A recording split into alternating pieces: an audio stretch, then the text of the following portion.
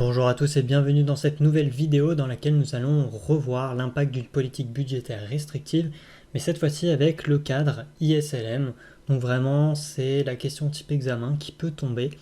Donc dans la précédente vidéo, on avait vu la politique budgétaire expansionniste et puis j'avais fait tout le raisonnement avec la dépense publique. Et dans cette vidéo, je vais beaucoup plus m'intéresser sur les impôts, histoire que vous ayez le détail des deux cas de figure. Alors déjà, on va garder la même méthodologie, donc on est sur une politique budgétaire. Qui dit budgétaire dit forcément que l'État va être l'acteur qui nous intéresse. Qui dit budgétaire également dit que c'est la courbe IS qui va nous intéresser et qui va bouger. Et rappelez-vous les intuitions sur la courbe IS. La courbe IS, elle synthétise l'équilibre du marché des biens et services. Et donc c'est pour ça que ici j'ai représenté le marché des biens et services. Voilà, ça déjà c'est dit, c'est un petit peu les prérequis. Ensuite on a restrictive. Alors une restriction en économie, c'est quelque chose qui est vu comme étant péjoratif, négatif. Et donc la question qu'on peut se poser c'est qu'est-ce que l'État peut adopter, quel comportement l'État peut-il adopter pour envoyer un signal négatif au marché ou du moins pour faire quelque chose de restrictif.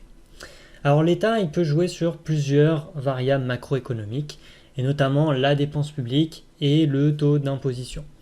Alors, comme je l'ai dit dans la précédente vidéo, je me suis intéressé à la dépense publique, là je vais m'intéresser aux impôts.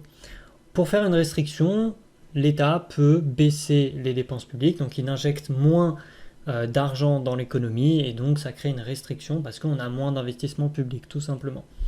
Ou alors il peut, et ça c'est bien connu, augmenter les impôts. Quand on augmente les impôts, on resserre un peu plus à la gorge les individus. Ils peuvent moins épargner, moins consommer, ce genre de choses. Et donc au final, on va créer une restriction dans l'économie. Alors nous, on va partir sur cette hausse d'impôts. Donc on sait que T va augmenter. On va partir en petit 1 sur le marché des biens et services. Ça va toujours être un raisonnement en plusieurs étapes avec tous les mécanismes qui vont nous permettre d'expliquer ce graphique ISLM. Alors sur le marché des biens et services, on a du coup la demande effective et la dépense prévue avec en ordonnée la dépense et en abscisse le revenu total. La dépense prévue, je vous rappelle l'équation, il faut la connaître par cœur, c'est égal à la somme des dépenses des agents, soit C plus I plus G. Or, nous, on a une augmentation de T. Et donc, si vous regardez à nouveau la vidéo sur la fonction d'imposition, vous allez voir que T est contenu dans la fonction de consommation et que quand T augmente, on va avoir C qui diminue, ce qui est relativement logique. Plus les impôts augmentent et moins je vais avoir d'argent disponible pour consommer. Donc, je vais réduire ma consommation, plus mes impôts vont augmenter. Si ma consommation baisse, quand je vais additionner les composantes, forcément, je vais avoir un D1 qui va être supérieur à mon D2, D2 ayant un C2 qui est inférieur à C1 parce que j'ai augmenté les impôts. Donc qui dit augmentation des impôts dit que la consommation baisse et donc la dépense prévue diminue. Et cette diminution de la dépense prévue qu'on voit ici va engendrer une diminution du revenu. Si vous voulez plus de détails dessus, vous pouvez vous référer à la vidéo équilibre dépenses prévues, dépenses effectives. Je ne sais plus son numéro, mais elle est disponible sur la chaîne. C'était parmi les premières vidéos. Mais en gros, on utilise le cercle vertueux keynésien et je vous explique pourquoi on a cette baisse de revenus liée à cet équilibre demande prévue, demande effective. Pour l'instant, sur le marché des biens et services, on va s'arrêter là. Déjà, c'est un bon début. On sait qu'on a un revenu qui diminue et on sait que c'est dû à une augmentation des impôts qui influence la consommation. Il va falloir ensuite, en petit 2, aller sur le marché monétaire. Pourquoi? Alors là, je vais essayer de vous le tracer du plus proprement que je peux. Donc là, on a la demande et là, on a l'offre.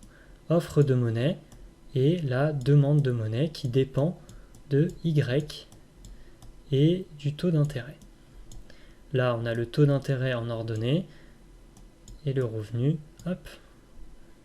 et pas le revenu, mais on a M sur P, les encaisses réelles, en abscisse. Donc là, je vous invite vraiment à vous rappeler de tous ces graphiques. Il faut vraiment les faire apparaître dans vos copies lorsqu'on vous pose ces questions en examen. Donc, qu'est-ce qui se passe? On a une baisse du revenu. Or, le revenu, c'est une composante de la demande de monnaie. Donc, si le taux d'intérêt reste fixe, et c'est le cas ici, taux d'intérêt est fixe, et que le revenu augmente, alors j'ai ma demande qui va augmenter. Et comme l'offre de monnaie pour l'instant reste constante, parce qu'on n'est pas dans une politique mixte, ça on le verra dans d'autres vidéos, on va avoir un déséquilibre qui se crée avec une demande. Alors le revenu diminue ici.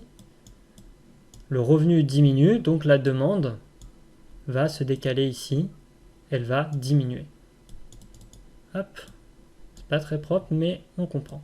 On va avoir une baisse de la demande. Et comme l'offre reste fixe, on va avoir une demande qui va être inférieure à l'offre. Et donc au final, on a la demande de monnaie qui est inférieure à l'offre. Donc là, souvenez-vous, je prends cet exemple, on avait 10 glaces pour 10 individus. Et au final, on va avoir que 7 individus qui veulent les 10 glaces. Bon, bah là, il va avoir une pression à la baisse du prix, donc le prix de la glace va diminuer. Bah ici, on n'est pas sur un marché de glace, on est sur un marché de monnaie. Et donc, il y a moins d'individus qui veulent de la monnaie. Et donc, on va avoir une baisse du prix de la monnaie. Et le prix de la monnaie, c'est quoi? C'est le taux d'intérêt. Et donc ici, on a une baisse du taux d'intérêt qui est due à ce déséquilibre qui lui-même est dû à cette baisse de revenus. Donc vous voyez, on a déjà une interaction entre le marché des biens et services et le marché monétaire. Donc cette diminution du revenu, on l'explique sur le graphique ISLM. Ça, c'est le petit 1. Ça, c'est petit 1. Petit 1 qui décale du coup IS vers le bas. Et cette baisse de taux d'intérêt, on l'explique par le petit 2. Voilà, sur le marché monétaire. Donc là, pour l'instant, on peut globalement expliquer pourquoi on va de A à B. On va de A à B parce que on a moins de revenus et qui dit moins de revenus dit qu'on a également un taux d'intérêt qui va diminuer avec le mécanisme que j'ai détaillé. Mais on pourrait aller encore plus loin avec un petit 3 en disant que ok, le taux d'intérêt il diminue. Donc je vais avoir mon R qui diminue. Sauf que souvenez-vous les premières vidéos, on avait Y qui était égal à C plus I plus G. Je l'aurais écrit là. Sauf que l'investissement, ça vous dit rien? L'investissement, c'est une composante négative du taux d'intérêt. Donc si mon taux d'intérêt ici il diminue, je vais avoir un investissement qui va augmenter. Donc je vais doper l'investissement privé. Et si je dope l'investissement privé, je vais avoir mon Y qui va augmenter. Et donc au final, la baisse du Y que j'ai eu et qui était liée à l'augmentation des impôts, elle peut être rattrapée par une baisse du taux d'intérêt qui va stimuler l'investissement et qui va décaler IS. Et donc au final, on va avoir un petit rattrapage du Y. Et donc la baisse du Y qui était due à cette augmentation des impôts va être un petit peu rattrapée par l'augmentation de l'investissement. Même si tout ça, il faudrait le quantifier et on reste bien sûr sur un modèle avec toutes choses égales par ailleurs. Donc si je récapitule, on a vraiment le grand 1 qui est sur le marché des biens et services, on a le grand 2 sur le marché monétaire qui va expliquer pourquoi on a la baisse du taux d'intérêt, et ensuite on a le grand 3 avec le petit effet de rattrapage. À partir de ça, vous pouvez vraiment faire une argumentation sur qu'est-ce qui va se passer si l'État augmente les impôts, bien sûr avec ce modèle ISLM qui est en économie plus fermée, il existe d'autres modèles macroéconomiques, mais du moins avec ce modèle, voilà ce qui peut se passer. Maintenant, je vous invite à mettre la vidéo en pause et puis à faire la même chose avec la baisse des dépenses publiques. Et simplement, ce qui va changer, c'est au moment du D égale à C plus I plus G. Et là, au final, ici, vous aurez une baisse de G qui va entraîner une baisse de D. Et donc là, on retrouve exactement les mêmes mécanismes. Je ne vais pas tout redétailler. Mais voilà, au moins avec la précédente vidéo et celle-là, vous avez vraiment les deux variations, que ce soit avec la dépense publique ou avec les impôts. Donc voilà, j'espère que cette vidéo vous aura plu. N'hésitez pas à liker, à partager, à laisser un commentaire sous la vidéo. Et puis, n'hésitez pas également à vous abonner pour recevoir les prochaines notifications de vidéos. Et moi, je vous dis à très bientôt pour la prochaine vidéo. Ciao à tous!